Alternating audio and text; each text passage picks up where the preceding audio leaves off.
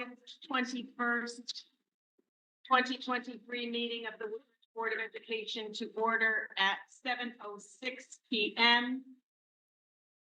With a reminder to all those watching and participating remotely to kindly mute your microphones to avoid any background noise. This meeting is being held as a hybrid meeting consistent with Public Act 22-3. The public may attend in person or electronically via WebEx. This meeting is being recorded. The recording will be available on the district website. I'll call the roll. Vice Chair, Dr. Maria Madonna. Present. Secretary, Ms. Sarah Beth Del Prete. Present. Dr. Jay Gaia. Present. Mr. Jeff Hughes. Present. Mr. Stephen Lawrence. Present. Dr. Michael Strambler. Present. Ms. Erin Williamson. Present. And I'm the chair, Lynn Piazza. This evening, Ms. Brooke Hopkins is unable to be with us. Staff in attendance this evening include Ms. Vonda Tenza, Superintendent, Ms. Donna Coonan, Director of Business and Operations, Ms. Carrie Borcherding, Director of Special Services, attending remotely, Ms. Annalisa Sherman, Principal, Mr. James Sapia, Assistant Principal, attending remotely, Ms. Cheryl Toffel, Assistant Principal, and Ms. Marcia DeGennaro, Clerk of the Board, attending remotely. Please stand for the Pledge of Allegiance. I pledge allegiance to the flag of the United States of America and to the republic for which it stands, one nation, under God, indivisible, with liberty and justice for all. Thank you. Correspondence, Sarah Beth. There wasn't correspondence late this afternoon. I don't know that we get into. It's in the packet. So we have a letter in our packet from a parent, expressing concerns about the new legislation passed regarding kindergarten enrollment age. So board members could take note of that. Thank you. Any other public comment? Check the participants list. If you have public comment and you are attending remotely, please raise your hand in the participants list. I do not see anyone. Thank you. Next on the agenda is the PTO report. Ms. Cindy Kruger, new president of the PTO, has reported that they're getting ready for another exciting year, and she will be attending our September meeting with a full report of the activities they have planned. Next on the agenda is the consent agenda. The minutes from the July 17th regular Board of Ed meeting are included in this evening's consent agenda, along with the budget narrative, a budget summary, the detailed financial record, and the combining financials. Also included in the consent agenda this evening is policy 1110, community relations, for 30-day review. Does anyone on the board wish to extract anything from tonight's consent agenda? Being none, may I have a motion to accept the consent agenda? Maria? Second. Oh, go ahead.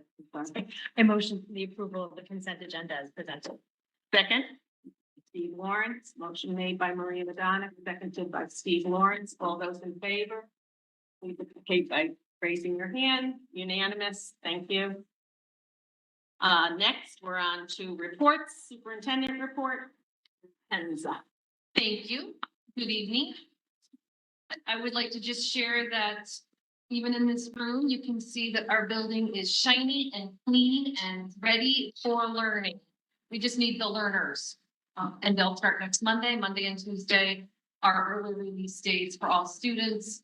And we are really excited. Teachers are already in the building. I'd like to publicly thank Vito Esparro and his team, Jack Sisson, everywhere, every day. Jack was smiling, helping, along with the rest of the team, Nick Grano, Daniela Sorati, Ronnie Casaverde, Orlando Moreno, and Corey Cook. They even had some part-time help this summer from Crisco, Francesco, and Francis Poole. I think it's important to recognize that there was a lot going on in this building over the summer. We had extended school year, we had summer enrichment, we had rec, and it's very hard to clean and kind of maintain such a large building when there are lots and lots of bodies in it. So what they did is actually amazing to me. So our secretaries, our central office staff have been very actively filling classroom supply orders, registering students, hiring staff, hiring state reports. I'd like to publicly thank Marcia DiGennaro, my administrative assistant, for all of her research and support during my first summer. For some reason, I thought this would be a little less busy than the school year, and it's not.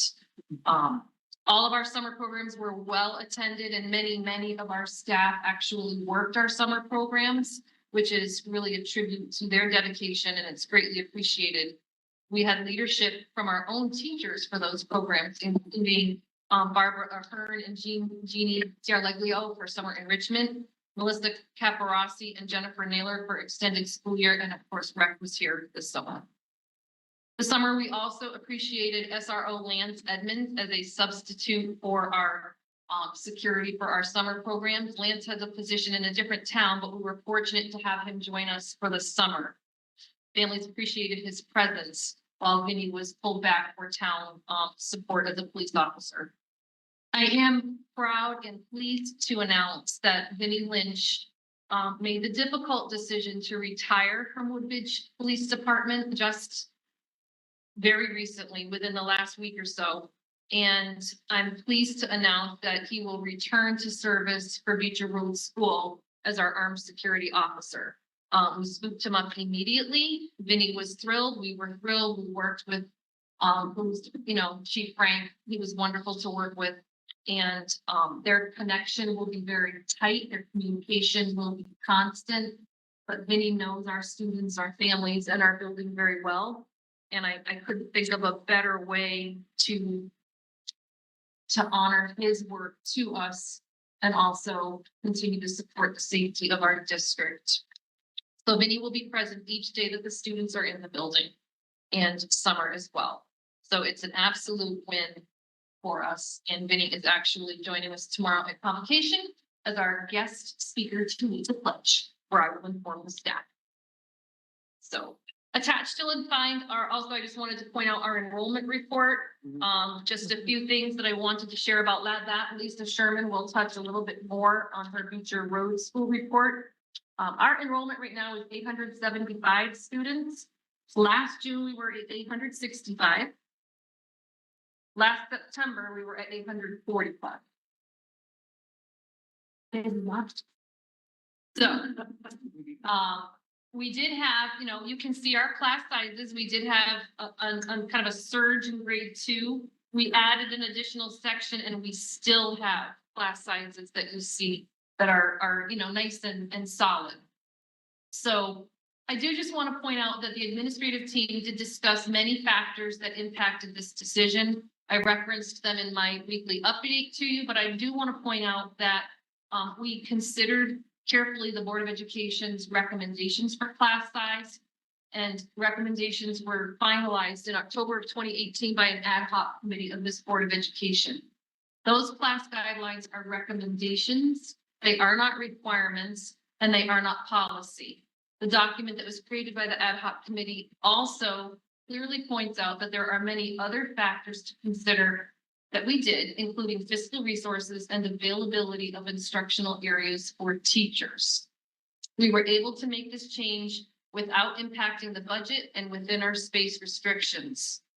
This building is running out of space, and this is not new news. It's important to remember that we have teachers in specialized areas on carts, teachers sharing spaces while providing instruction and storage concerns, all of which help shape any decision we make regarding adding sections. Student learning is and will be our top priority.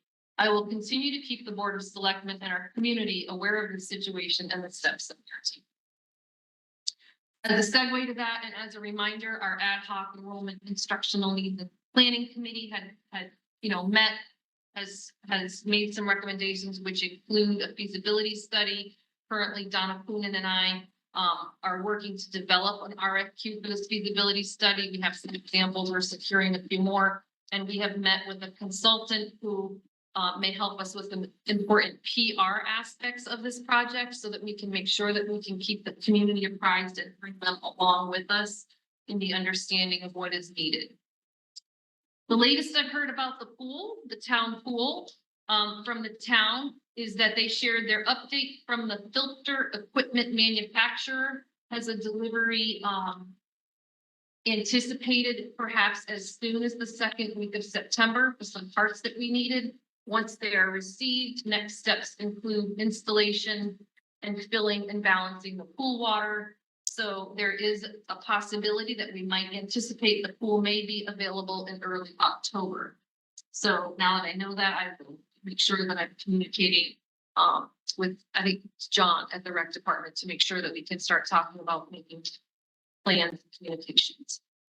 Today and Friday, administration began to provide orientation for our staff members who are new. Currently, we have 2 new teachers, a special education teacher and a multi-language learner teacher, and we've hired 8 paraeducators.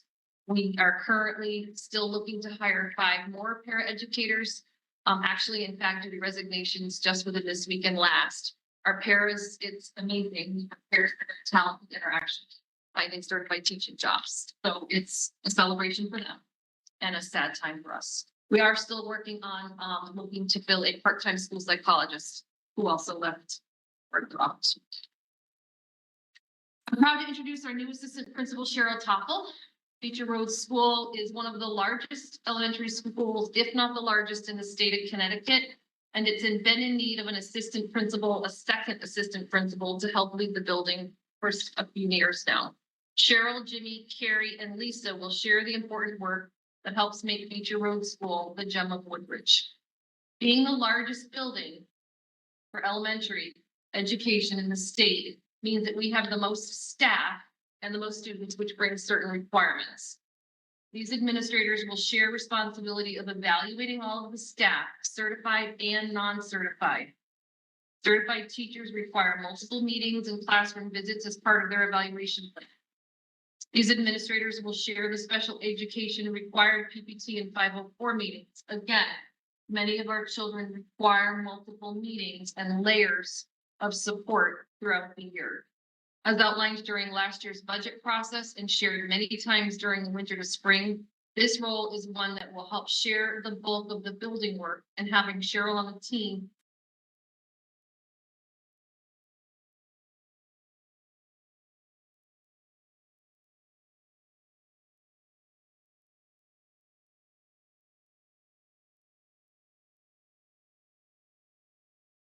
by sharing the required work elements. Lisa, Carrie, Jimmy, and Cheryl will also be able to better support staff in new learning around literacy, effective professional learning, community functionality of professional learning teams, curriculum development, and structure and process of specialized programming that we want to look at for students in special education. We appreciate the board's support of this critical position and look forward to the year ahead. Tomorrow, Wednesday, and Thursday, we have professional learning days. Wednesday is a wonderful day for the teachers. They're very excited because it's a classroom only day. And I think it's wonderful that the district provides that for our teachers. Administrators have worked hard to create not just a 2-day, but a year-long and beyond thoughtful learning plan that supports and helps grow the excellent work that's happening, and it helps support our strategic plan. So I think it's wonderful to know, and I've worked with them. They're not just thinking about what should we do tomorrow or Thursday. They're thinking all the way through this year into next year and beyond, is to have it plant those seeds and have it grow. And finally, I'm excited to share that tomorrow morning, as we begin our professional learning, we have our annual convocation. All of you are invited to join us at 8:15 for a brief kickoff, where staff will break by about 10:15, 10 o'clock, and do some teamwork and professional learning. Thank you. Thanks. Any questions or comments? Yeah.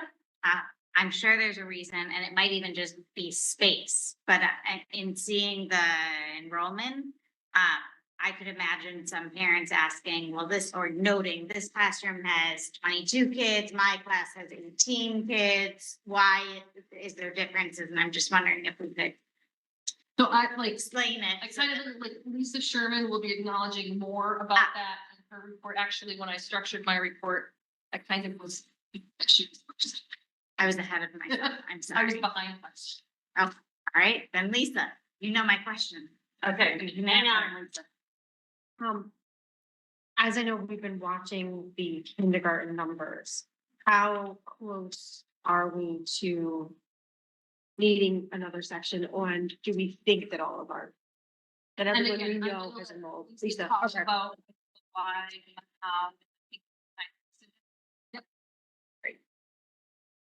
And I just wanted to thank you and Lisa and see.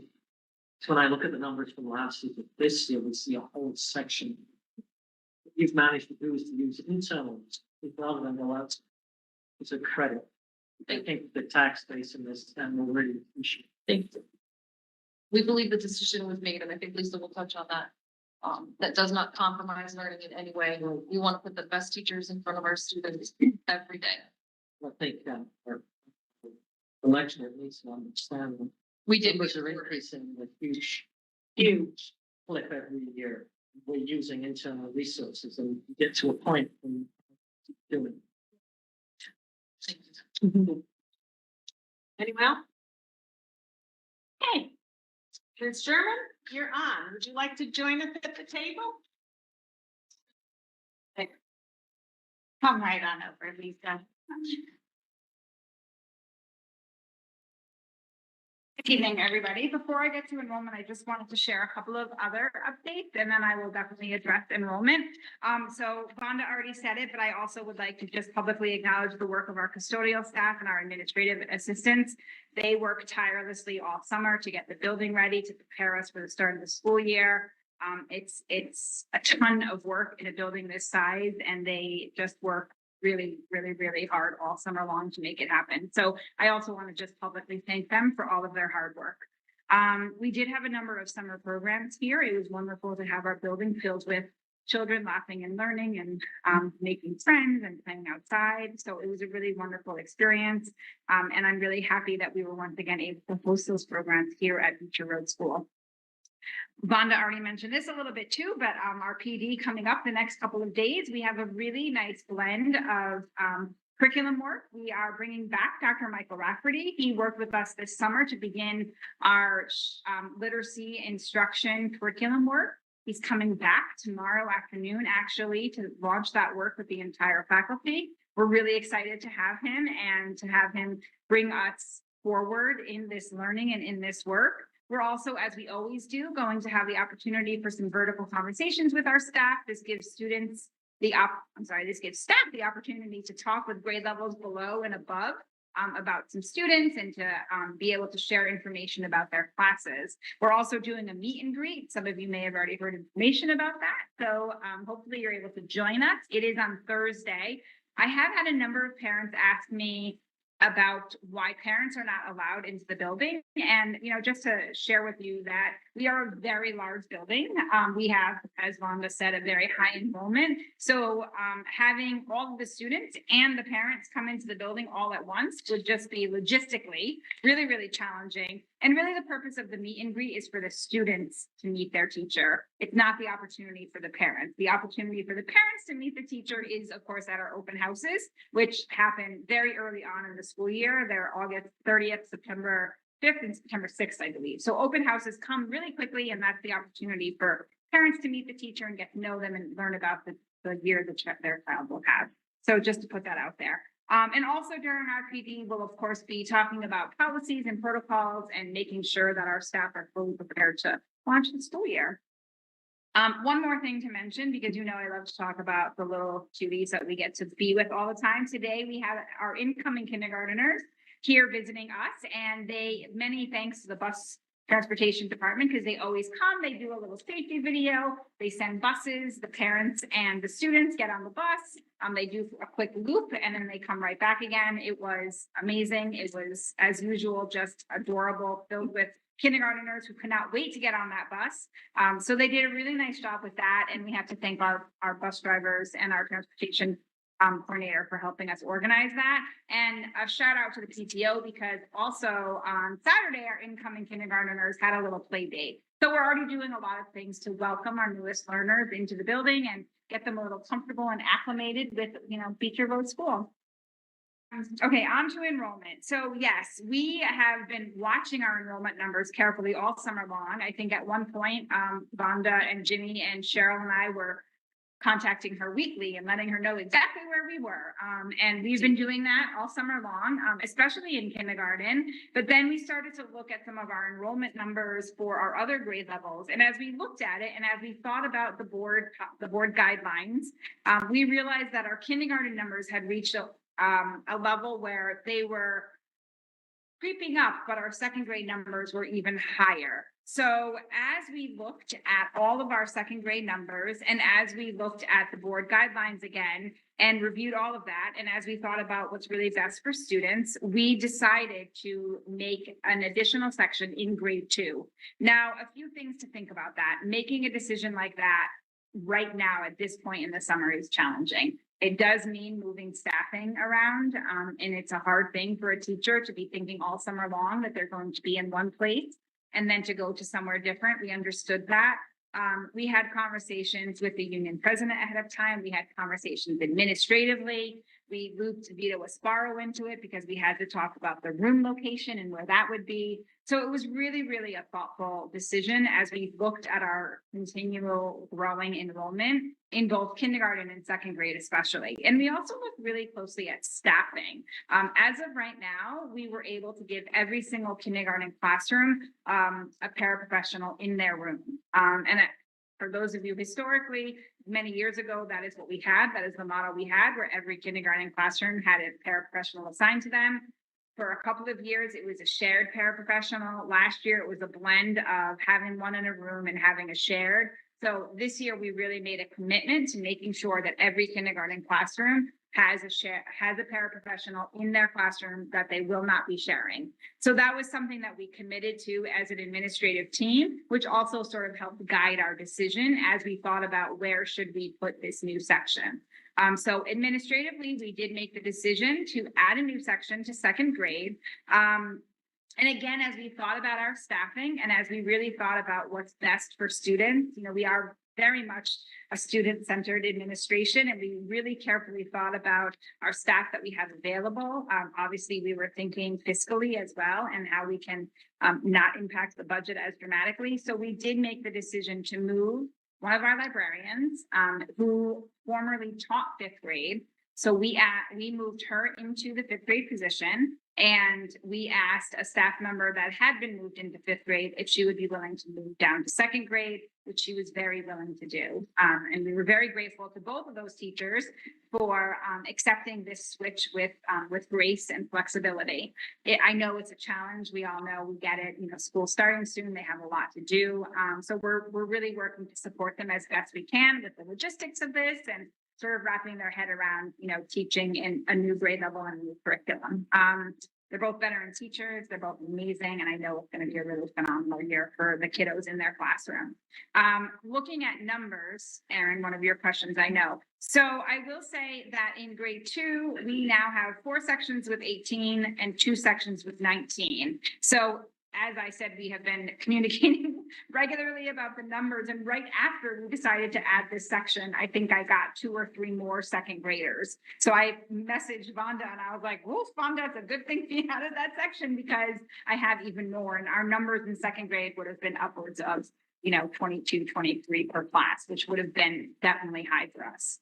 And in kindergarten, we have 5 with 20, 1 class with 21. And again, all of those kindergarten teachers do have their own paraprofessional assigned to them. So there's 2 adults in the room with those students.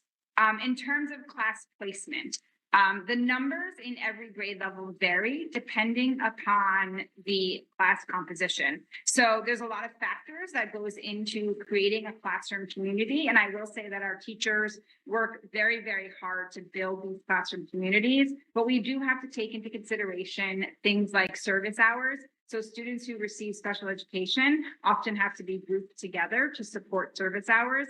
We also try to group students who receive ELL services together, not all of them in one class, of course, they are spread over more than one class, but we will put a cluster of students in one class, partly for service hours, partly for support. We have a couple of native Spanish speakers I know in one particular grade level, so we try to put those kiddos together so that they have buddies that they can speak to in their native tongue while they are also learning in their general education classroom. So that's one of the factors we take into account. Obviously, we take into account friendships, we take into account student dynamics and what that looks like. And we always take into account any students who receive, who have a 504 plan, for example. So there's really a lot that goes into it. And a lot of teachers work really, really hard to build those class communities. One of the other things that we know is that we have ongoing enrollment at Beecher. So I know that I still have, for example, like 4 more brand new students that I have to place. So I know that if there's a teacher right now that might have 21, that means that teacher is probably capped off for the year.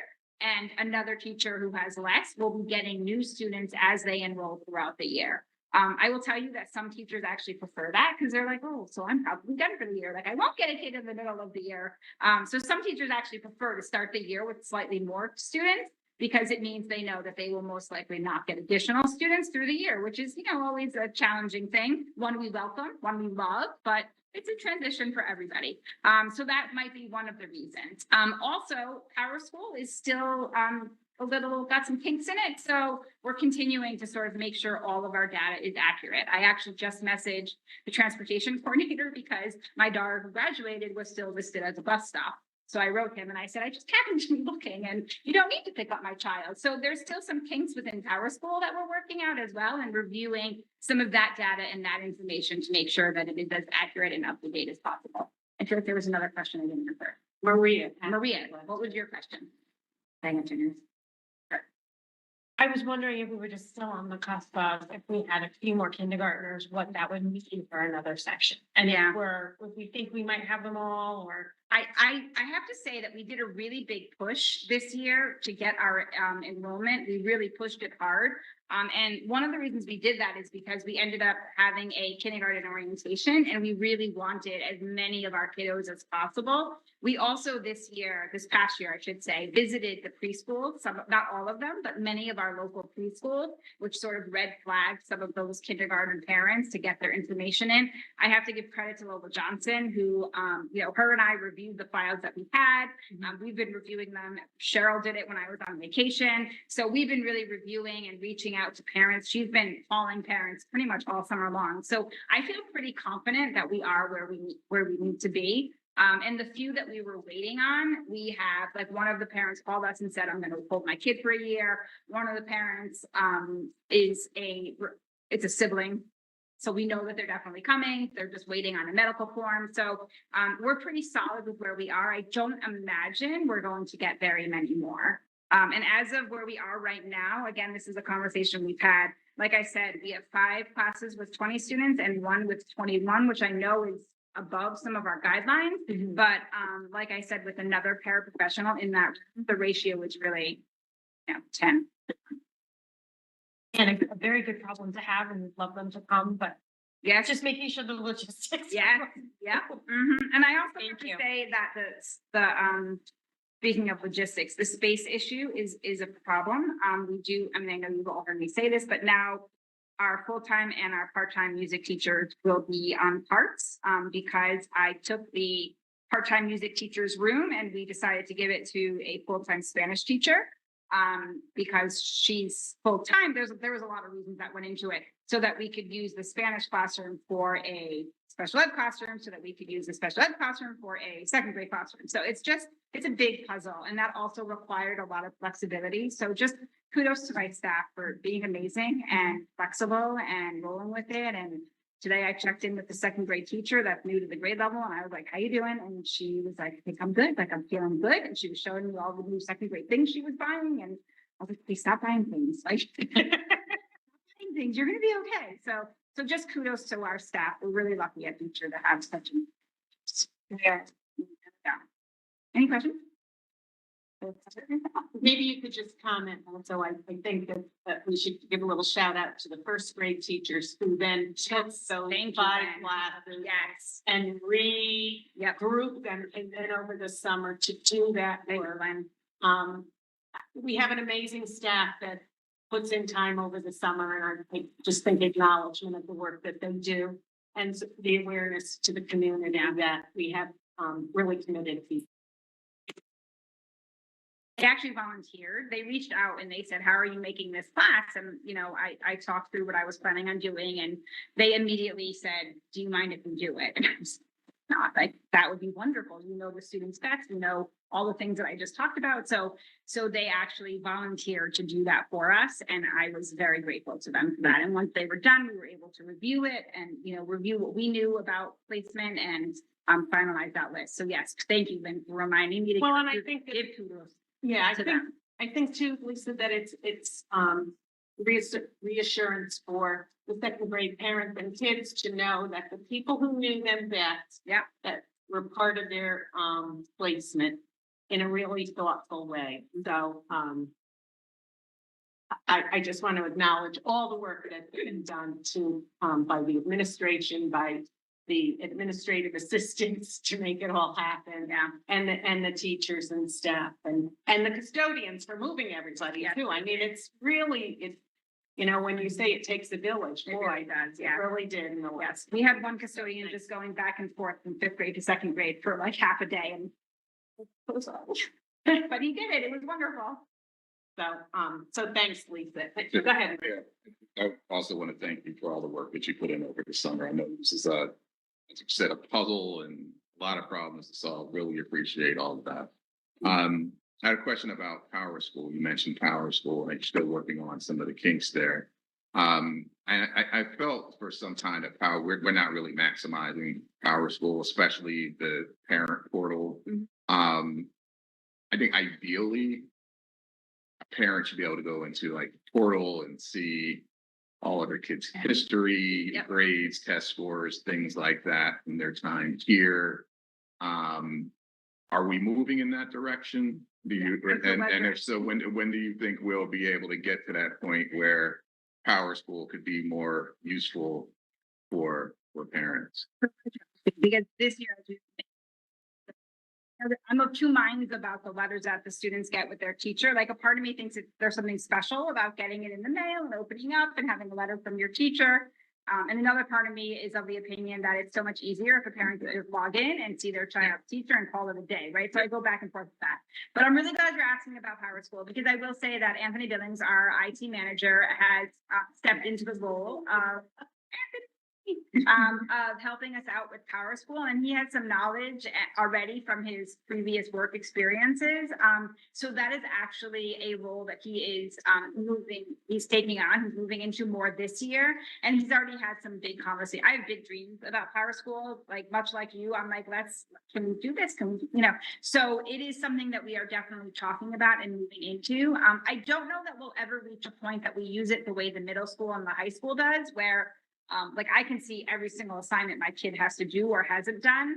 I don't think we'll ever get to that point just because we are in elementary school, but I do imagine that we will move forward into using it where we can access things like test scores, report cards, teacher, class placement, things like that. Yes, that is a dream of ours. And now that we have Anthony Billings on board with us, and he comes to us with some knowledge and experience already, and he's willing to sort of tackle that project, that is something that we will be moving toward. I can't give you a timeline though, but it's, you know, this year is things that we are talking about doing. And if I could just jump in on that, we started to talk about that last spring, and I think Anthony would like to share something as well about my hands.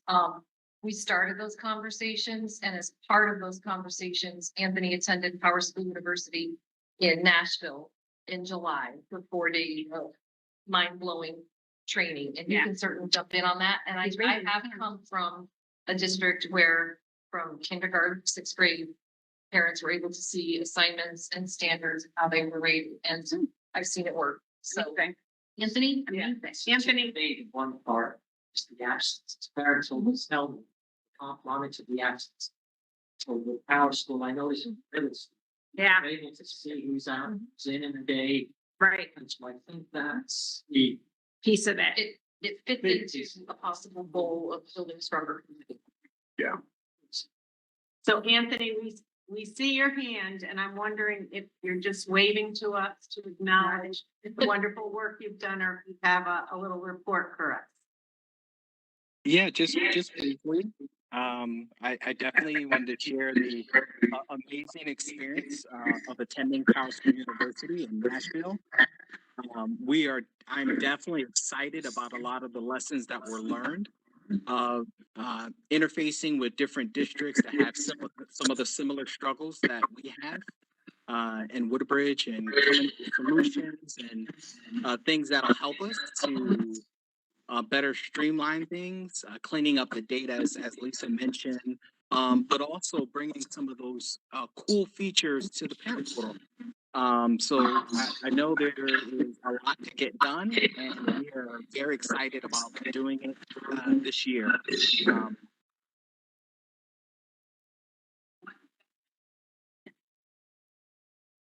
We're thrilled to hear that report. Thank you so much.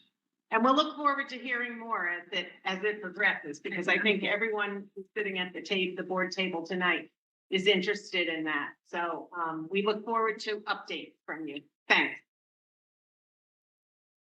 Anything else for Lisa, Anthony, Vonda?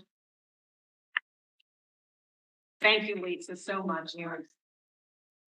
3B, adopt district mission, vision, and goal. You have something to say about that? Great, look at.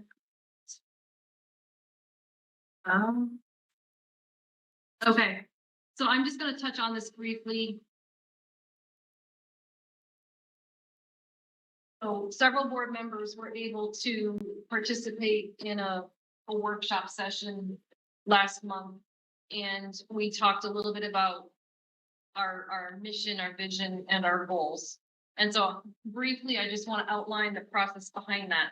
So the BOA portrait of the graduate is a document that I believe you've seen. I think many of our families have seen. There's a lot of data behind this. We are part of the district, the BOA district, so we feed into them. So all of our learners will eventually graduate under this umbrella of expectations. And the superintendent of Amity has been working with the BOA superintendents to get teacher input into what do these expectations look like at the elementary and middle school level. So, I touched on some of the input that was used to compile this portrait of a graduate. And, they administered over, almost 2,500 surveys, got 14,000 data points, a lot of parents, teachers from across Bethany, Orange, and Woodbridge. They got input from students. And the bottom line is they came up with really 5 facets of a graduate that we like to see graduate from our district. Students who are collaborators, students who are communicators, students who are empathizers, students who are planners, and students who are problem solvers. So we did talk about this, and then we talked about how do we fit into this. And what I talked briefly about was that Bethany has a community school, one school, and they have this broad umbrella of their vision. Orange has a vision, but they have 4 schools that feed into it. And each one of those schools has their own separate little vision and mission. They're all fitting their developmental level of their school. And Woodbridge, I just simply put under construction for the moment.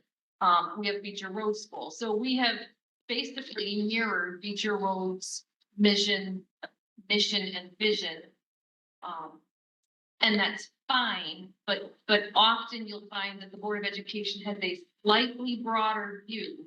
So that, and I'm not saying this would happen, But in the event that our very large school split into two, each school would have a slightly different mission and vision that would feed into the BOA Portrait of a Graduate, depending on the configuration of the school. So we talked about how we could look at what Beecher Road School currently had and use that to fit a little bit more of what's our piece. So a Board of Education will have a few goals. Superintendent bases his or her goals on the board goals so that I can help move that work forward. The administrators base their goals off my goals, which are off the board goals, which are vision forward. The teachers base their goals. So you see the through line here. So we're looking to get a little bit input on what would our broader mission and vision look like. And our group here, we kind of broke off into two smaller groups and worked.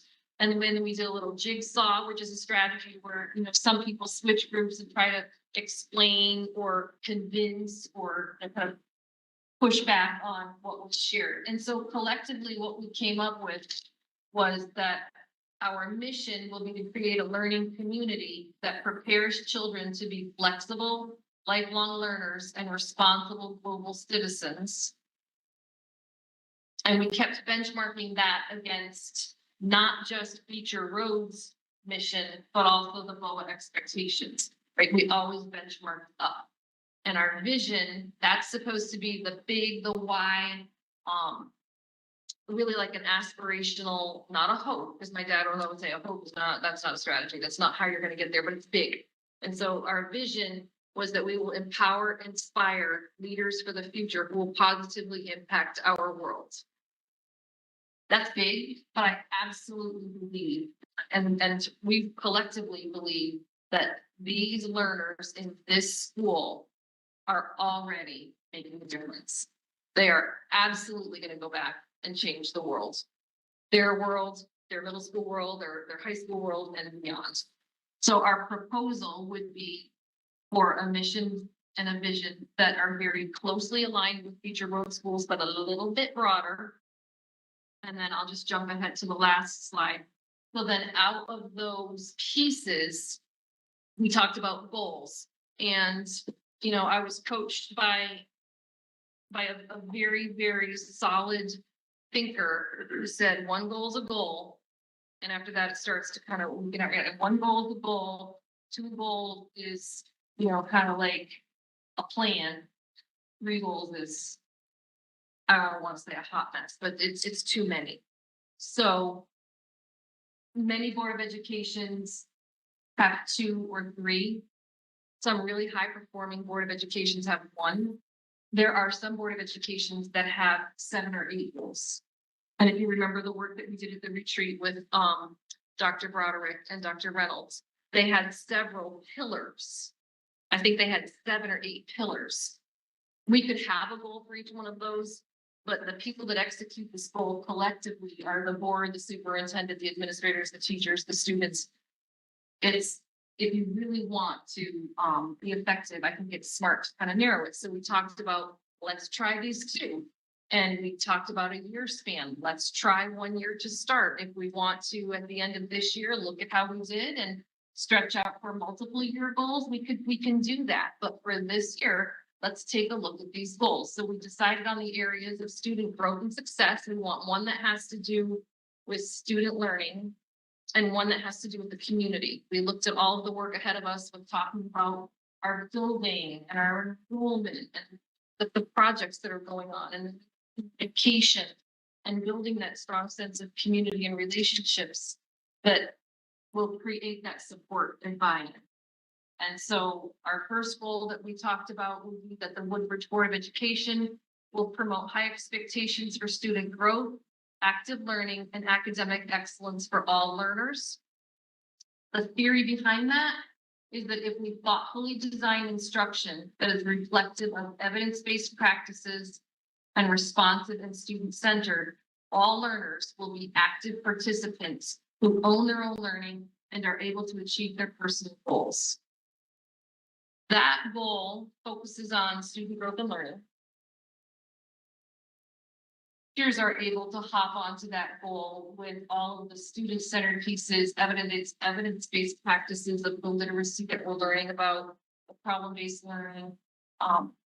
Administrators can hop onto that goal, and I can hop onto that goal, and you as a board can join in on that goal by supporting, both financially and through policy, and discussions, that piece. So we felt like that was a solid goal for us to support.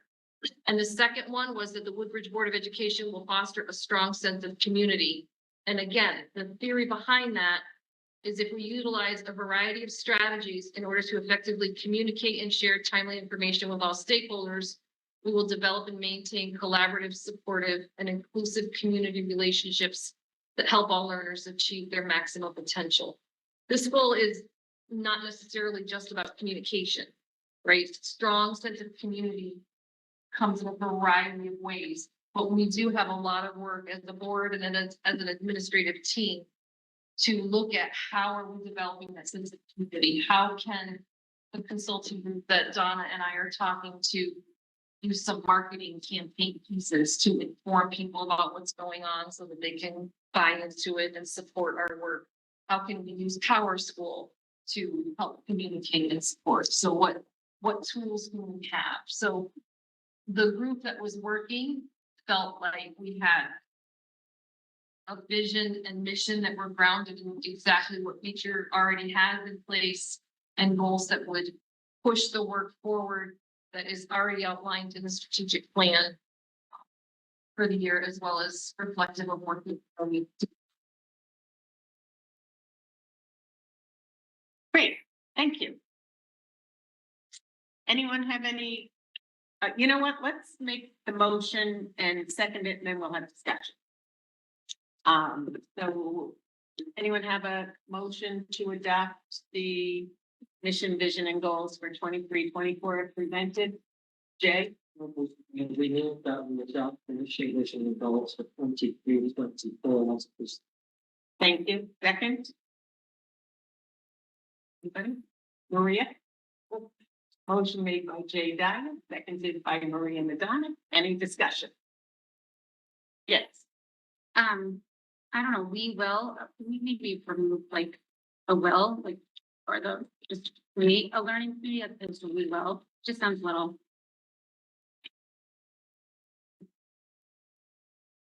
Like less, I don't know. Not a big deal. We create.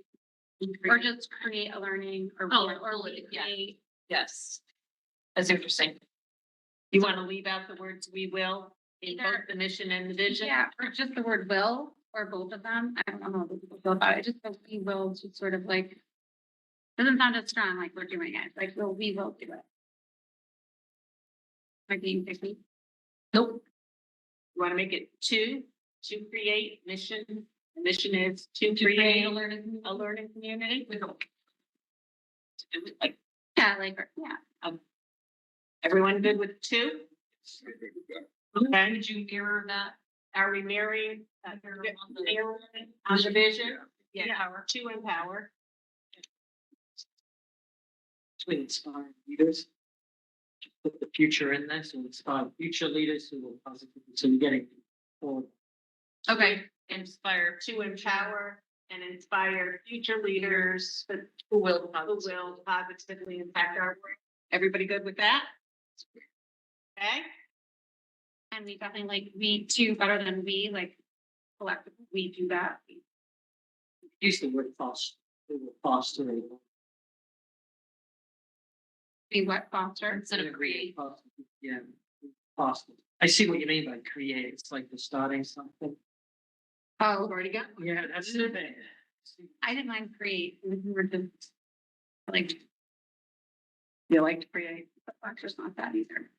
But you, Foster's you actually could keep them both because creating fostering are two different things. To create and foster a learning community. Everybody okay with that?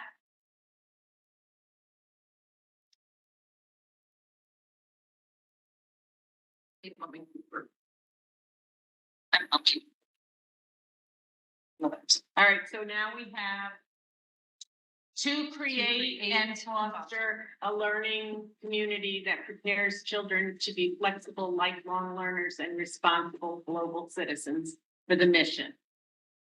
Everybody good with that? Okay. And for the vision to empower. And to empower and inspire Future leaders who will positively impact our world. Everybody okay with that? Good. Are we set? Any comments on the goals?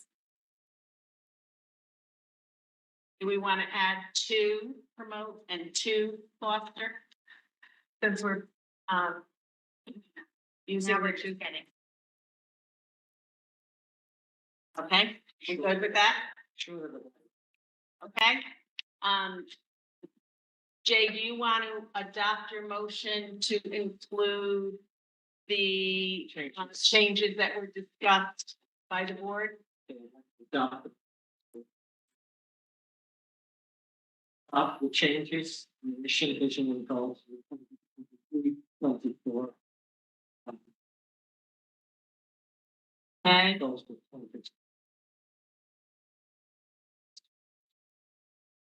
I will second that again.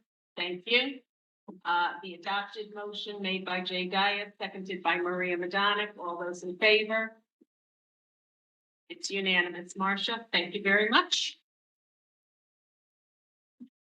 Moving on to the Finance Committee, which includes the adoption of the 2022-2023 budget transfers. Oh, you want to? Sure. Speak to that? I just prepared, based on how we're gonna end,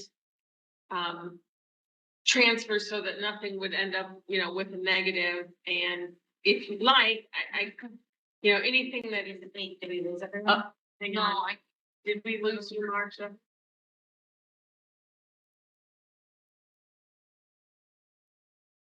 I'm sorry?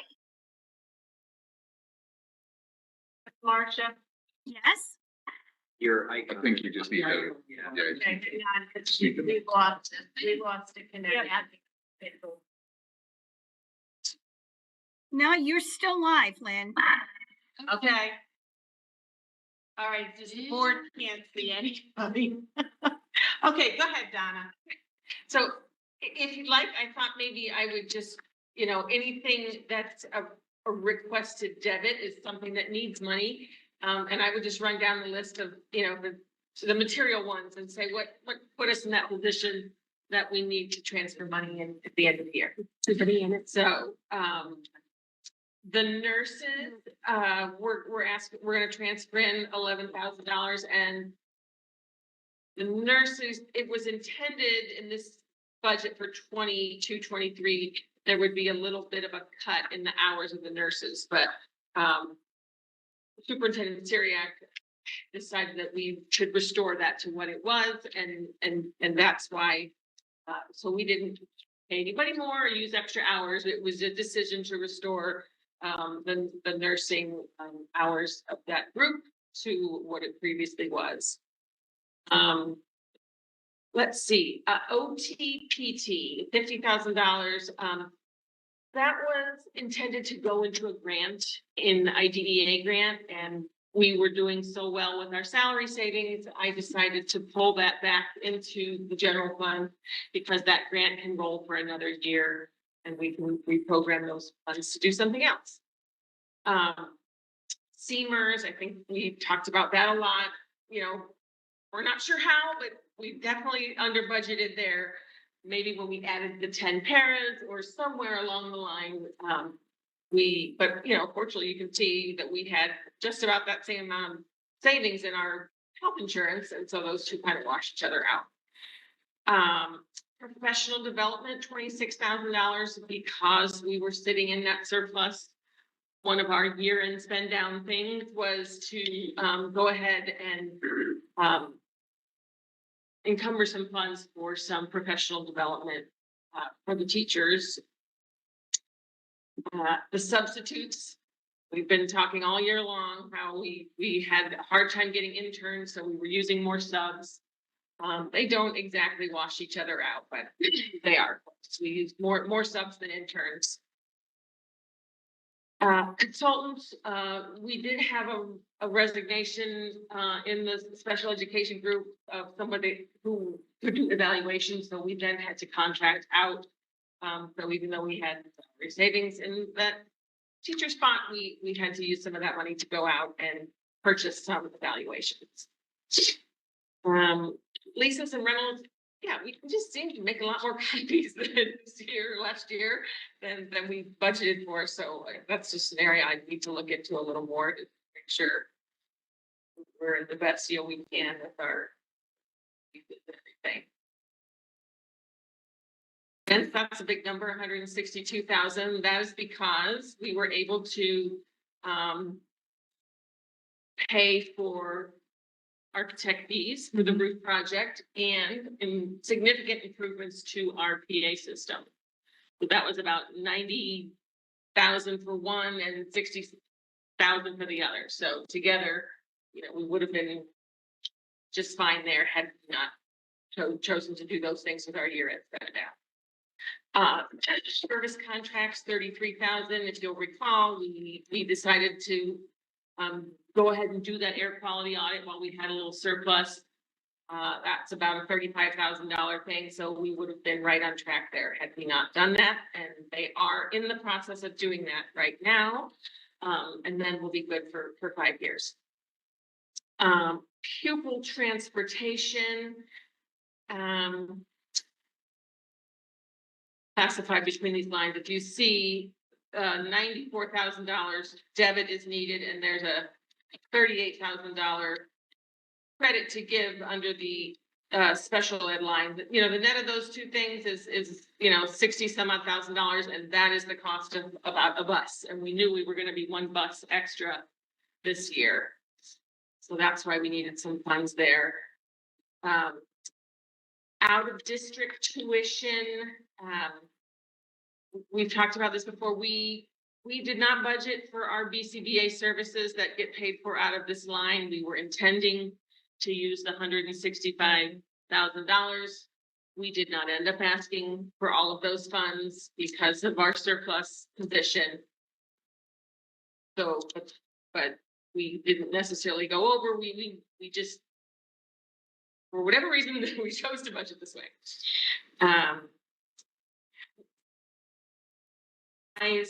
Because we were in the surplus position, Vito decided to buy some of these motors that can be hard to get, and now he's got a nice little stock of them. But nobody's gonna miserable classroom when the motor for their heater goes out. It's good size. Computer hardware. We were able to not only buy the smart boards that we talked about, a dozen of those. We were able to pre-buy the Chromebooks for just sixth grade. So we're going to start with a nice little $45,000 of our 24 budget that we've already spent, and that's going to help us this year, give us a little push. Under equipment teaching, $7,600. It's actually not equipment teaching. We purchased a vision screener for the nurse's office, something that we've had the Lions Club come in and do for us. Anyway, the nurse, she was asked me a couple of times, hey, if it ever looks like we could, and we were doing that. Here we were making decisions on June 29th of what's going to fit in there. So she was very excited about that. The equipment buildings, we refreshed our vacuums for the custodial staff. And so, yeah. All the lines that needed funds to make that whole. So, I kind of like this exercise, and I don't, maybe I should bring this through the finance committee, but I might propose that we do this more on a quarterly basis or something, just so we can all kind of, just makes it feel less like one big checkbook or something, if we just kind of true ourselves up right a little more frequently. Yeah. Going forward in the budget, 2 items. The first thing you mentioned about the school bus. Did we already budget for the extra school bus for next year? We did. That's for this year. for this year. We said we're gonna keep Yeah. needing it.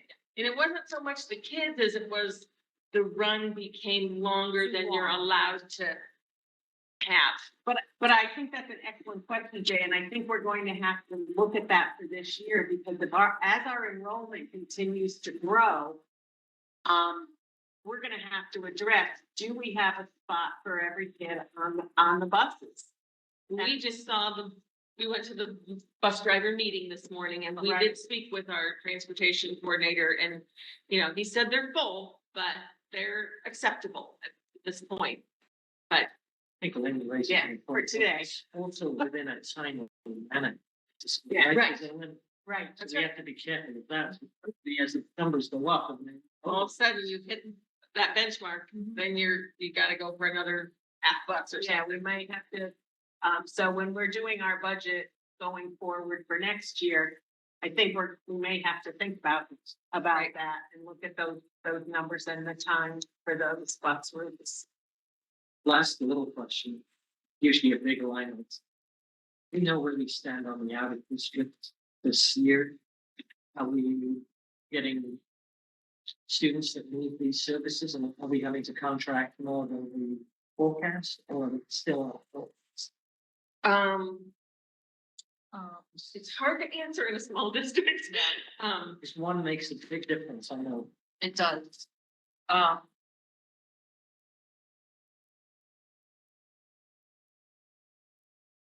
Okay. It's perfect.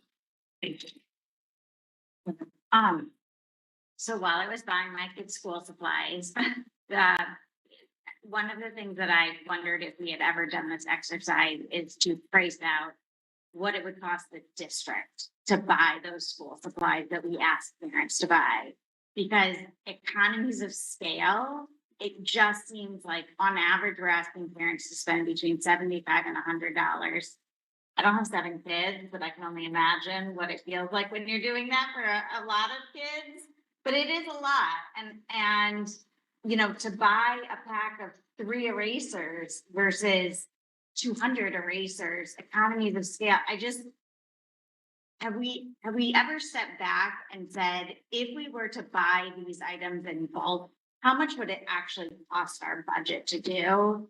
Because I do think that if we're finding ourselves in situations where we're covering different things, which I think is wonderful, I also think it would be nice to be able to cover supplies, which they do in Orange, they do in other districts. Do not ask parents to go out and buy school supplies. And so I think it would be a good exercise for us this year to look at what would this cost us to do in bulk? How much more do I mean, we're spending about 80,000 if you put an average on it. It doesn't seem like we're getting $80,000 for supplies. And so I would like to see as a board member, us do that exercise and see if we can fold school supplies into our budget for next year. I think we should bring in the PTOs and too. Right, right. If we can get it for 20K let's see if the PTO can do an event for us, and that event will be specific. But it's like, there was, at least for me, when I was going, it was like, I want, you know, this type of Post-it note with this brand and with this, and it was fine. Although I did want to like tell my kids at the end of that run. But I also was like, the teachers clearly know what they want, and they want something very specific. And I can't imagine when they get the supplies that everybody's getting exactly what they want, right? Like, some people are like, I don't care if you want Post-it note brand, I'm getting you, you know, Target brand, because that's what's cheapest and that's what I'm seeing, and I got to get this kid out of the store. But it just seems to me it might be more efficient and more cost effective for us to see how much it would cost us to roll it into our budget, and it might be better for the teachers.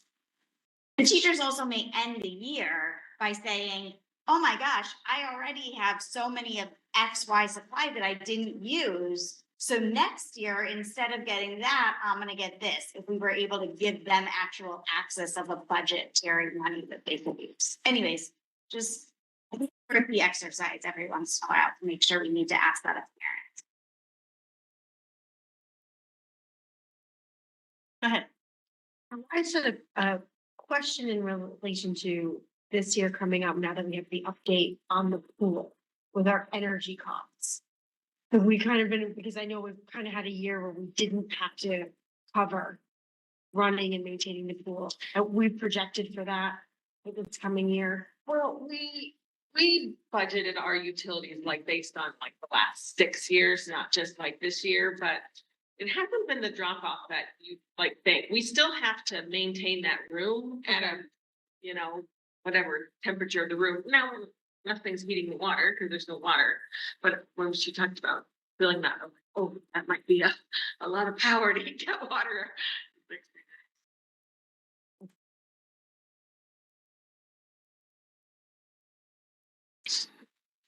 Yeah, And then electricity, we've got solar. electricity is good. It's good for Point, the Jay, year. thank you. So there's a lot of lock-in. The I gas, remember, I could be wrong. yeah, like, yeah, I'm want to see when our year's up, because when we can extend and blend, because like we locked high with the gas, unfortunately. Just two quick comments. One, thank you for the work on this. And I think what beyond sort of developing an appreciation for just all of the nuts and bolts of what happens in the school, like vision screening, I really thought about it. Yeah, this is something that the school nurses are taking responsibility for. And motors for heaters, like who would have thought? But also the fact that this surplus, you were able to balance it both in terms of real maintenance, sort of the things you don't see or think about, and those things you do, like smart board, like Chromebooks, that very directly connect to student learning. So I think there was just a really nice balance and what you were able to do with that surplus. Thank you. No, it was, yeah, I mean, as admin team, we sat down and then we brought it to you guys and it, nobody wants to pay for maintenance on their building. So, when you get a little money, it's like, can easily get sucked up, but it's like, no, we gotta spend this money on kids, teachers.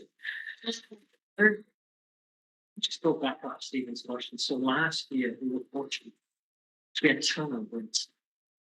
So what we were able to do was there was this older staff leaving, retiring, and then we had younger staff coming in, and there's that salary differential, saving differential. We got a similar differential running this year, or was that a one-off year? Well, we've been hiring less teachers. This last year we had a large number Right. of turnover. This year we have 2. So what I'm gonna see, when I look at the 100, 200 series, we had a big saving because Right. that's not gonna It's achieve. being there. I think it was We wise. still see these. I think it's wise to do exactly what we did in terms of the operation, in terms of sort of backing things up, to make sure that in future years, we might not be able to do that. So I think that is very, very important. Yeah, Right. this is you Yeah. here. It's, Share that. And then appreciate. So Don, I thank you and the rest of the administrative team for working this all out. I think all of us are supportive of the suggestion that we is about doing it maybe on a quarterly basis and and that will help us to stay in the loop throughout the school year. For things like Jay brought up, I mean, we don't know what salaries are gonna look like. So thank you for that. Yeah, and the more comfortable, the longer I'm here, the more comfortable I'll get knowing this is a real savings. I don't have to like hedge because it's gonna go away or, Right. So great work. So we need to have a 2022, 2023 transfer. Do you want to make a motion? Yes. Thank you. economics. I'll move, thank you. I move that we approve the transfers in the 2022-23 budget as presented by the administration. Thank you. Second. Motion made by Steve Lauren, seconded by Jay Daya. All those in favor? Unanimous, Marcia. Thank you very much. Moving on to policy committee. Maria? Thank you. The policy committee met on the 20th, and you have one policy in your packet that falls in the 1,000 series. And I know we had been focusing on the 9,000 series to start with. This policy is reflective of the composition of our committees. And we revised this policy to make sure that we continue to include members of the community and staff, but we wanted to make it more reflective of our current. So I just encourage you all to read through that and, certainly give us all your feedback, so we can prepare for that for possible adoption at the next meeting. But today we have 6 policies up for adoption today that have been on 30-day review. They're in the 9,000 series. The first is 9132, standing committees. And again, all of these policies were revised similarly with language that reflected change in the election cycle, language that clarified participants in the meetings and the composition of the meetings, and reflects more closely our current practice. So I'm going to move that we adopt policy 9132, standing committees as revised. Second. Aaron? Any discussion? I did have a question. So we talked about changing the finance committee. I'm still confused by that last line on the finance committee. The finance committee will review, monitor, and make recommendations to the full board on any other issues relating to the finance. I interpret that as to be anything from lunch vouchers all the way to the budgeting process. So we talked about that in finance committee about maybe looking at this to go into line with what Sergey and Beasley was doing, and in line with what Cave was recommending in their last 3 or 4 years. You mean with reference to the budget process? No, so yes, so that last line is so broad so that it can apply to almost everything. So what are many boards, and this is something I looked at, did in our state, or actually in our not in our district, neighboring districts, was to specify what that meant. And so we wouldn't run up into issues with board saying, is that a budget issue? Is that an operational issue? And so they were pretty specific with respect to that. And so they talked about internal audits, they talked about budget planning, they talked about budget calendar, these sorts of things. So I think I sent something out in the February Finance Committee meeting. Right. That I posted up, so Yep. I can bring that up, and I would like to sort of, So, think about that more. yep, so that would be policy 9132.4. So again, they're all revised similarly, but 9132 is what we're considering at the moment. I think a lot of those recommendations, we're making the distinction between policy and procedure. So the policy is the more general terms of what we will accomplish. The how we will accomplish it does not necessarily have to be spelled out in the policy, as long as the policy allows enough leeway for us to create that procedure and perhaps continuously revise that procedure as we make it something that works for us. So do you think that possibly, when we get to this, might want to think about what parts of that we want in the policy and what parts of it we might want like in a procedural, like in a regulation or procedural pathway that would go along with that? So I sort of I agree with you, Maria, that's an excellent point. There's parts of what is protocol and parts of what we would like as policy. What I really don't want is this very open policy. And so there's specific aspects of what we're required to do in our fiduciary duties, and that should really show up there, actually. And so I think I would like us to rethink that a little bit, because I noticed with the curriculum committee, we do have some protocol in there. So I'm looking at the curriculum committee there, and I see some protocol there. So we're going to be consistent. Let's be consistent across all of these policies. 9132.3. Okay, so can we hang on to that for a minute? Yep. Because the motion is for 9132. So we had a motion made by Maria to adopt 9132, seconded by Aaron. Is there anything in 9132 that anyone wants to have discussion about? Okay, then let's vote on that and then we'll move forward. All those in favor of adopting 9132 standing committee?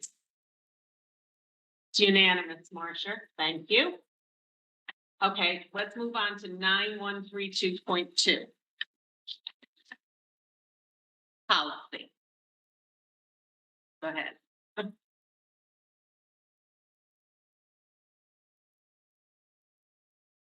I don't think that this one was revised, except perhaps to add the word deletion and make it consistent across the policy.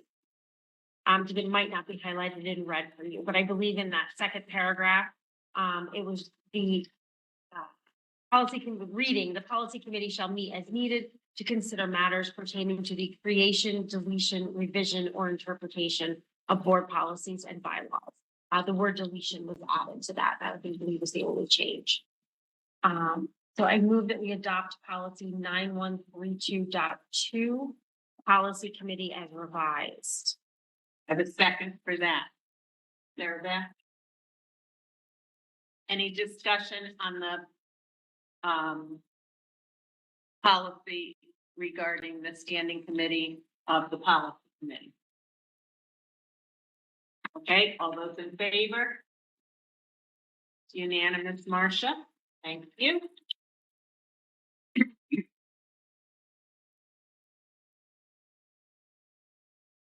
And then the next one is curriculum, policy 9232.3, standing committee curriculum.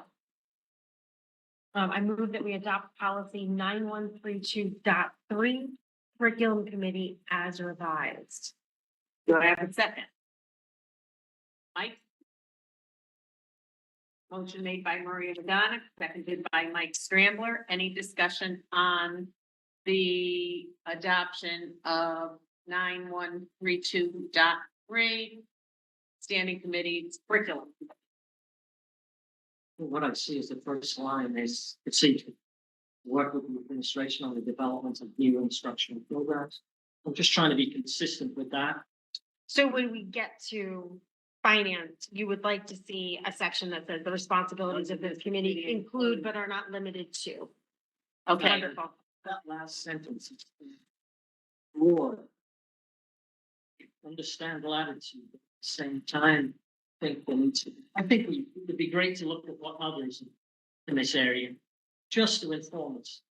Well, we certainly considered that when we were putting these together. fine. But you're talking about the last sentence in finance, not the last sentence of the curriculum committee one. Okay, So we see a mixture of procedure here, and I see policy. I think it's good. I think it's great. So I have no problems with the curriculum committee. I just want to be consistent as we go down. got it. All right, so we're ready to vote on curriculum committee. The motion was to adopt 9132.3 standing committee's curriculum committee. All those in favor? It's unanimous, Marcia. Now we're moving on to the policy in question, 9132.4 finance.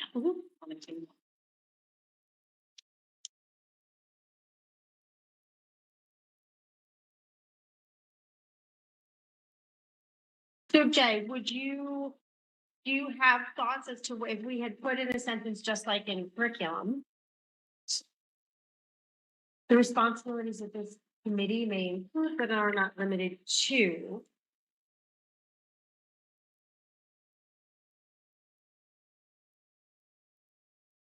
Instead of that last sentence and then bullet point. Is that what you were thinking? I was thinking that, I think of this policy, the finance committee policy, it's evolved significantly. Responsibilities have evolved significantly over the last 10 years.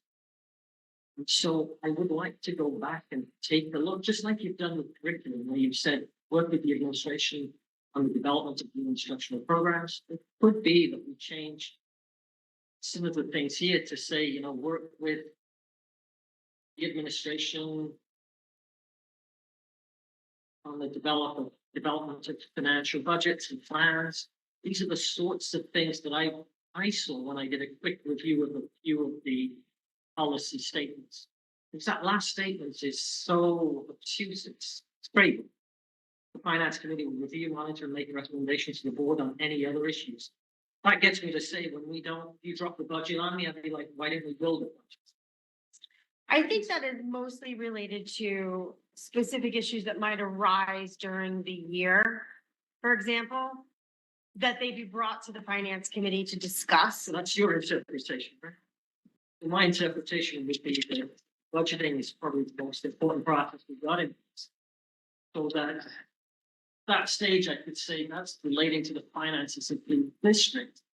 So I would say, let's have a process involved in this so that we all get time to understand what's going on over a 3 or 4 month period. So there's no shocks in December when we have a month to sign off on this. Does that make sense? So some sort of process for which we develop it together. That's what I was seeing in our neighboring districts in their policies. Their budget procedures. No, it's actually in that policy. Jay, they can't hear you. Mike, if you take the speaker next to you and move it over to Jay. Okay. So what I saw is I actually saw it in their policies, and I think I put that out in the February Finance Committee, and we can work on this. I That can was the say if we procedure. can. Yeah, so back from that meeting, that was the procedure that Newington Public Schools had gone through It was to in the create, policy document. their budget. Which we can absolutely think about adding something there. This relates to the charge of the finance committee. And I understand what you're saying about keeping it consistent. Right, so you've So got maybe procedures we can- above, and that's why I'm saying that I think this is a great place to set the tone on transparency, timeliness, giving board members time, and that could be written very carefully, crafted, so that it could be broad, but at the same time, accommodate this discussion element that we get time to make decisions. I think that's what I heard last.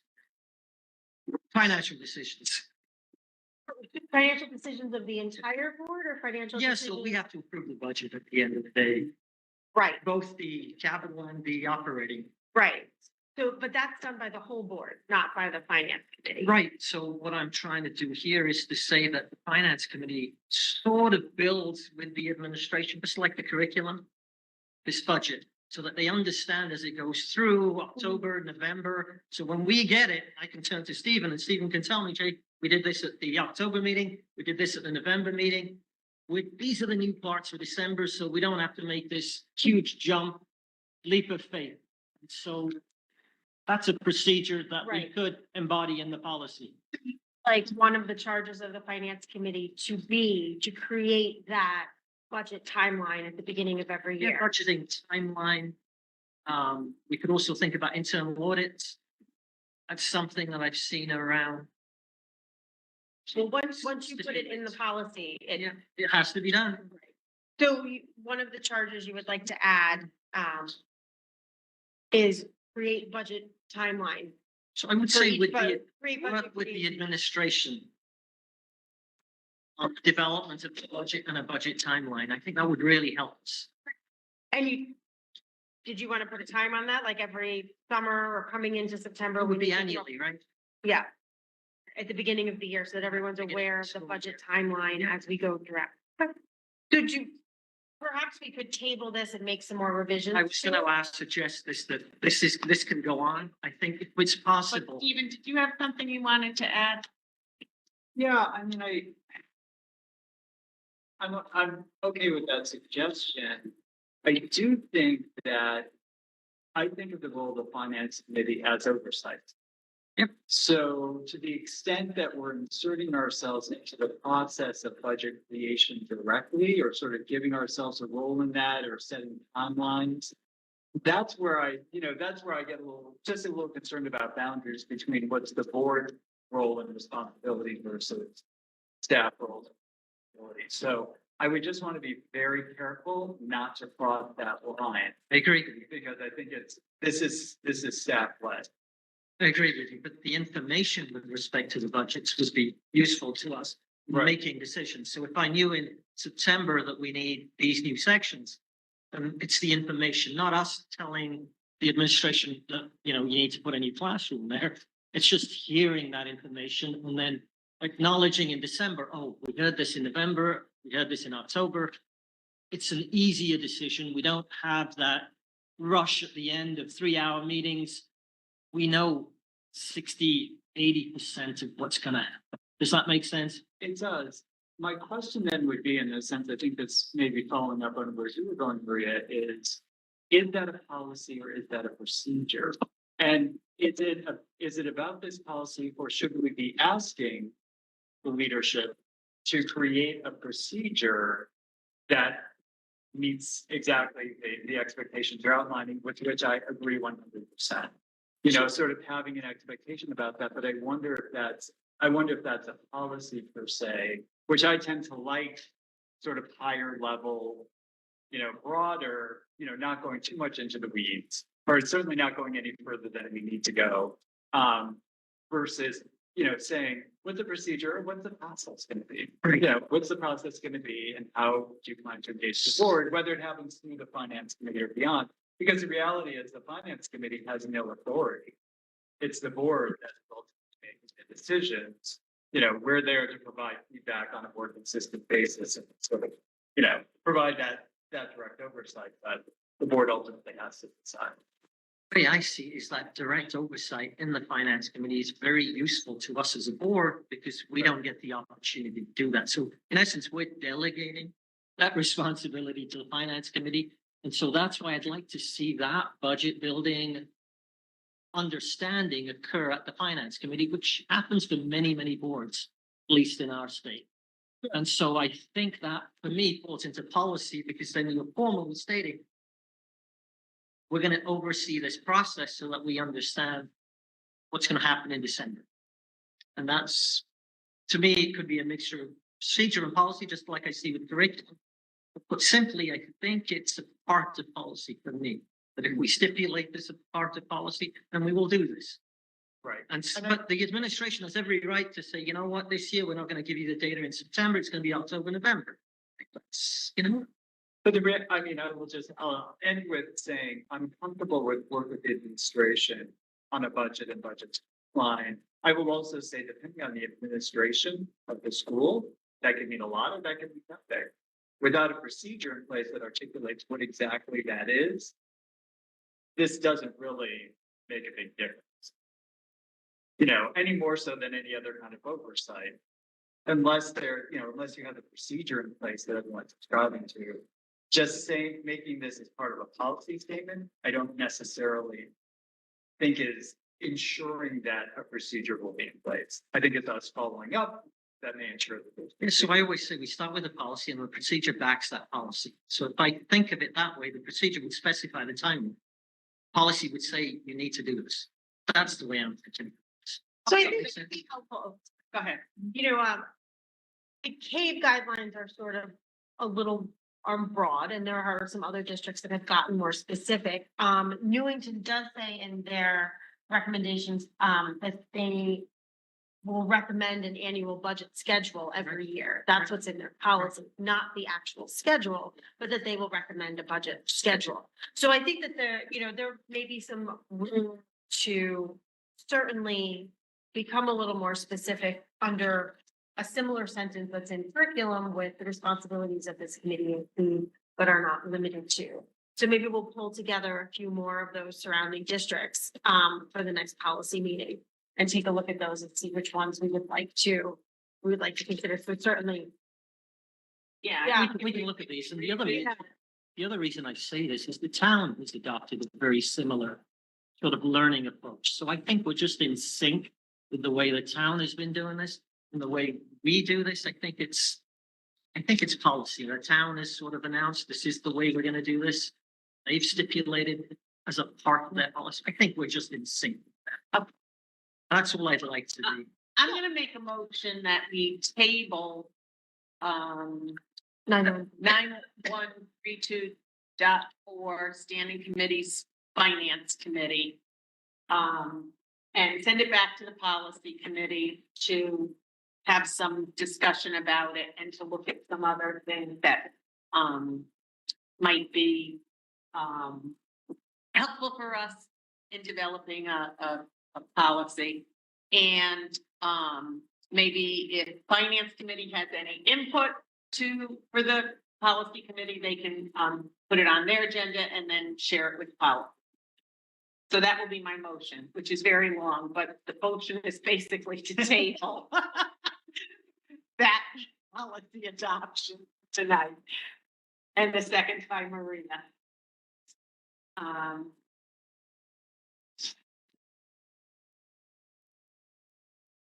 All those in favor of tabling the policy? That's unanimous, Marcia. no, that's good, but I very much appreciate the input because I think that there, are some other things we could add in there that And I think could help guide us. transparency, I think it's important too, that we exactly know when things are coming during the year and we can prepare. Excuse me, Lynn, just a quick question as to who seconded that motion. I'm sorry, Marcia, but motion made by Lynn, seconded by Maria Madonic, and it was unanimous. Yes, I thought it was Maria. I just wanted to be sure. Thank you. Thank you for checking, Marcia. Okay, the next one is policy 9132.5, and this is bylaws of the board standing committee, facilities committee. So I will make the motion and then we can have discussion. I move that we adopt policy 9132.5, facilities committee as revised. Do I have a second? Yeah. Okay, any discussion about 9132.5? Facility.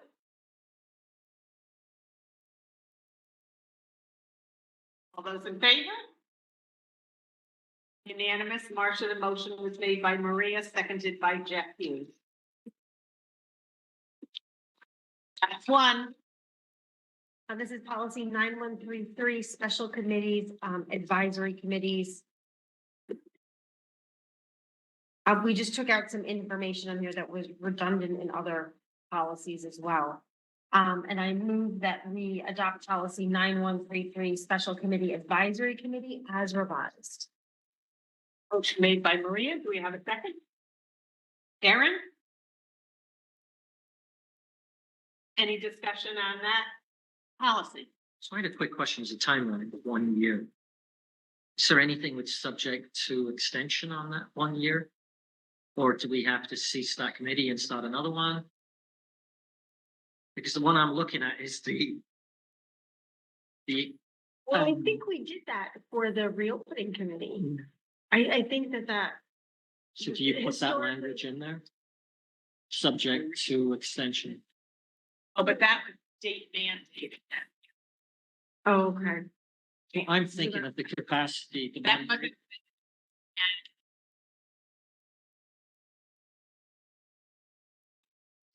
So the one I'm thinking of is Maria's ad hoc. we gave Expansion. Yeah, so. Right, so I don't know if you might We want the option. to be able to extend it by 1 term, I would say. Yeah, ad hoc is. Vonda was just saying the purpose of ad hoc committees are short.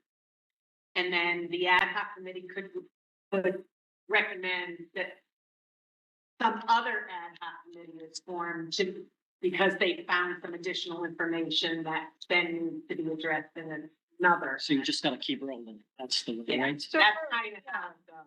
So for example, the outcome of that ad hoc, should we need to go down any of the avenues we voted to explore? Those avenues might be separate. Something for another. Ad hoc, like, But the charge then would be specific to that Discovery. portion or discovery, right? I think, should there come a time or place where we think that there needs to be a committee that continuously follows up, that would mean the creation of another standing committee. Different districts have names and have other types of standing committees. So I think within our bylaws, if we felt that there was something else that needed to be monitored on longer than a yearly basis and with a charge that was broader, there is the possibility does exist to create a standing committee. Certain timeline on it? No. Wait, no, with no timeline. See, I like the timeline because you've got to get it done. I think I would like the option of it's fine. Okay, so we have a motion to adopt policy 9133, special committee / advisory committee. Motion made by Maria, seconded by Aaron. Any other discussion? All those in favor? Unanimous, Marcia. Thank you. Okay, great work, policy. Moving on to the cable liaison report. Nothing new to report other than please, if you're going to go get your information to Marcia as soon as possible because the deadline I believe is October 12th. I believe that the early registration deadline is Friday. Is that true? August. I Oh, think, October 12th is for the hotel, sorry. right. So if, Very important distinction. yeah. I just got an email maybe today. Early registration for the CAVE conference ends this Friday. So we get a reduced rate if we register by Friday. You still have the option to register for the hotel at a later time.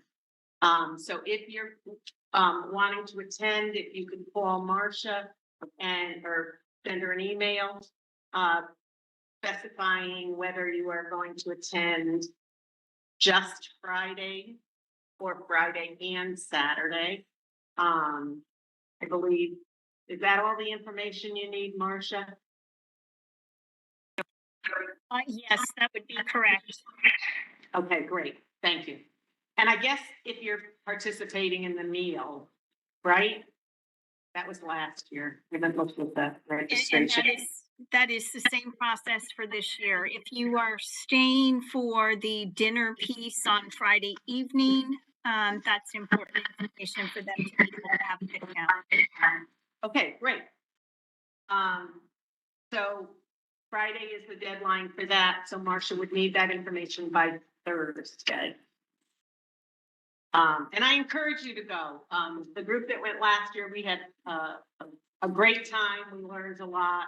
And it was a wonderful opportunity for networking with other board members and learning about things that are happening in the state regarding education and things that are happening within CAVE. So check your calendar and join us if you can.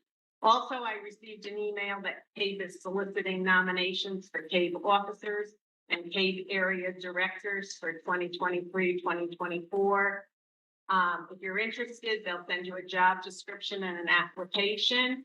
And all you have to do is contact CAVE directly and then complete your application, and it must be returned by September 15th. So all of you who want to be officers and area directors, get on that right away. Sarah? Yeah, but that's not for the delegate assembly. This is for if you want to be an area director. I think she should be done. Yeah. Absolutely. I'll meet you. Okay, so yeah, share that information as a loyal CAVE person. Moving on to number 4, new business. We have accept certified staff resignations. Do you have anything you want to say about that?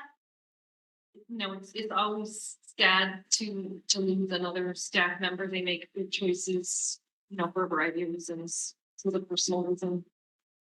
Missed and we're trying to fill a part-time position. Okay. So I'll move that we accept the resignation of Jody Cohen effective August 2nd, 2023 with regret. And we, of course, the board extends thanks to Jody for her years of service. 3 years of service at Beach Road School during, I would say, a very, difficult time for everyone with COVID. And so, we thank her for all that she did to help our students and staff. So I've made the motion. Do I have a second? Stephen? Motion made by Lynn Piazza, seconded by Stephen Lawrence. Any other discussion? All those in favor? Unanimous, Marcia, thank you.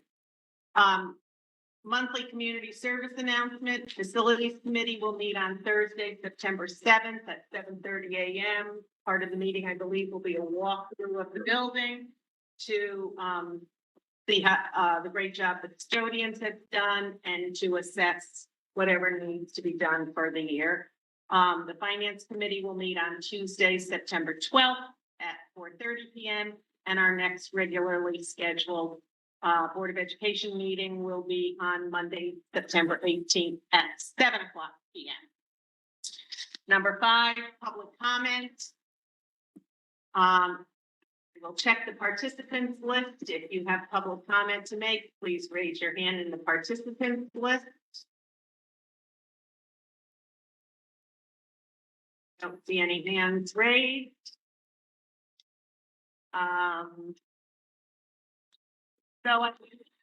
There's no executive session this evening, so I'll entertain a motion to adjourn. Erin? Jay, did I see you seconding that? Thank you. Motion made by Erin Williamson, seconded by Jay Daya to adjourn at 8:47 p.m. All in favor? Obviously, Marcia, unanimous. Thank you all for attending. Board members, thank you. And Marcia, thank you very much as well